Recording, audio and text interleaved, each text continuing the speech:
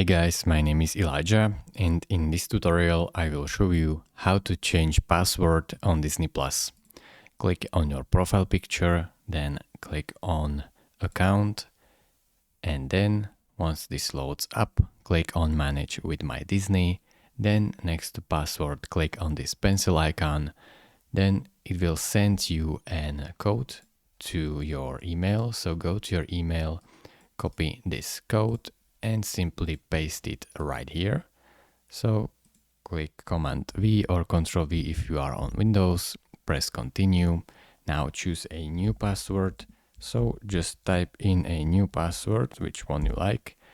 And then if you want to log out of all devices while you change your password, you should or you could do it as well right here. Or you don't, save and continue if you are done, and back to Disney+. Now your password is successfully changed. This is it. Thank you very much for watching. If this video was helpful to you, consider subscribing and liking this video, and I will see you in the next tutorial. Bye bye.